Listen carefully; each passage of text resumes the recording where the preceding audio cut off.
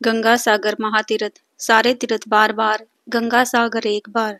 गंगा सागर को तीर्थों का पिता कहा जाता है। कहने का तात्पर्य है कि गंगा सागर का अन्य तीर्थों की अपेक्षा अत्यधिक महत्व है।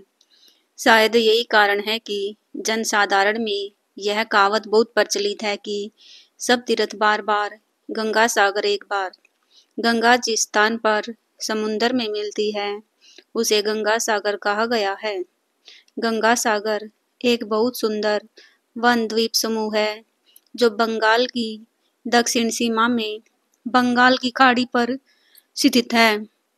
प्राचीन समय में इसे पाताल लोक के नाम से भी जाना जाता था। कलकत्ते से यात्री प्राय जहाज में गंगा सागर जाते हैं। यहाँ मेले के दिनों में काफी भीड़ भाड़ व रौनक होती है, लेकिन बाकी दिनों में शांति एवं एकांकीपन छाया रहता है। तीर्थ स्थान सागर द्वीप में केवल थोड़े से साधु ही रहते हैं। यह अब वन से ढका और प्राय जनहीन है। इस सागर द्वीप में जहाँ गंगा सागर मेला होता है, वहाँ से 1 मील उत्तर में वामनखल स्थान पर एक प्राचीन मंदिर है। इस समय जहाँ गंगा सागर पर मेला लगता है, पहले यही गंगा जी समुद्र में मिलती थी, किंतु अब गंगा का मुहाना पीछे हट गया है। अब गंगा सागर के पास गंगा जी की एक छोटी धारा समुद्र में मिलती है। आज यहाँ सपाट मैदान है और जहाँ तक नजर आती है वहाँ केवल घना जंगल। मेले के दिनों में गंगा के किनारे पर मेले के स्थान बनाने के लिए इन जंगलों को कई मीलों तक काट दिया जाता है। गंगा सागर का मेला मकर संक्रांति को लगता है। खाने पीने के लिए होटल, पूजा पाठ की सामग्री व अन्य सामानों की भी बहुत सी दुकानें खुल जाती हैं। सारे तीर्थों का फल अकेले गंगा सागर में मिल जाता है। संक्रांति के दिन गंगा सागर में स्नान का महात्म्य सबसे बड़ा माना गया है। प्रातः और दोपहर स्नान और मुंडन कर्म होता है। यहाँ पर लोग श्राद्ध व पिंडदान भी करते हैं। कपिल मुनि के मंदिर में जाकर दर्शन करते हैं। इसके बाद लोग लौटते हैं और 5वें दिन मेला समाप्त हो जाता है।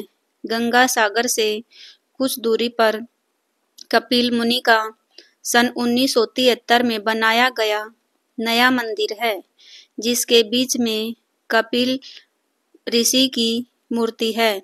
उस मूर्ति के एक तरफ राजा भागीरथ को गोद में लिए हुए गंगा जी की मूर्ति है तथा दूसरी तरफ राजा सागर तथा हनुमान जी की मूर्ति है। इसके अलावा यहाँ सांख्य योग के आचार्य कपिलानंद जी का आश्रम, महादेव मंदिर, योगेंद्र मठ, शिव शक्ति महानिर्वाण आश्रम और भारत सेवाश्रम संघ का विशाल मंदिर भी है। रामायण में एक कथा मिलती है जिसके अनुसार कपिल मुनि किसी अन्य स्थान पर तपस्या कर रहे थे। ऐसे ही समय में अयोध्या के सूर्यवंशी राजा सागर एक अश्वमेध यज्ञ का अनुष्ठान करने लगे। उनके अश्वमेध यज्ञ से डरकर इंद्र ने राक्षस रूप धारण कर यज्ञ में अश्व को चुरा लिया और पाताल लोक में ले जाकर कपिल के आश्रम में बांध दिया। राजा सगर की 2 पत्नियां थीं, केसिनी और सुमति।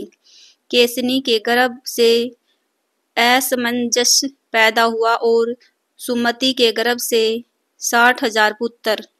असमंजस बड़ा ही उद्धत प्रकृति का था। वह प्रजा को बहुत पीड़ा देता था। अतः सगर ने उसे अपने राज्य से निकाल दिया था। अश्वमेध का घोड़ा चुरा लिए जाने के कारण सगर बड़ी चिंता में पड़ गए। उन्होंने अपने 60,000 पुत्रों को असव ढूंढने के लिए कहा। 60,000 पुत्र असव ढूंढते ढूंढते पाताल लोक में पहुंच गए।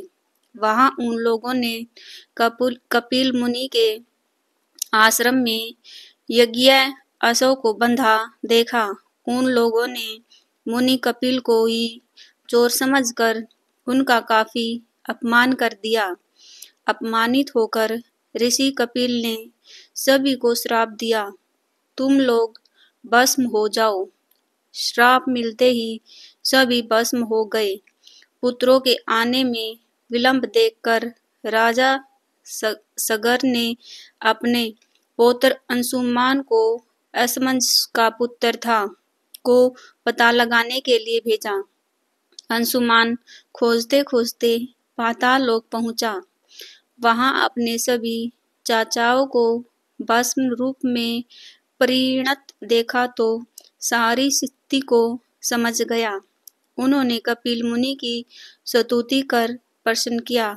कपिल मुनि ने उसे घोड़ा ले जाने की अनुमति दे दी और यह भी कहा कि यदि राजा सगर का कोई वंशज गंगा को यहाँ तक ले आए तो सभी का उद्धार हो जाएगा।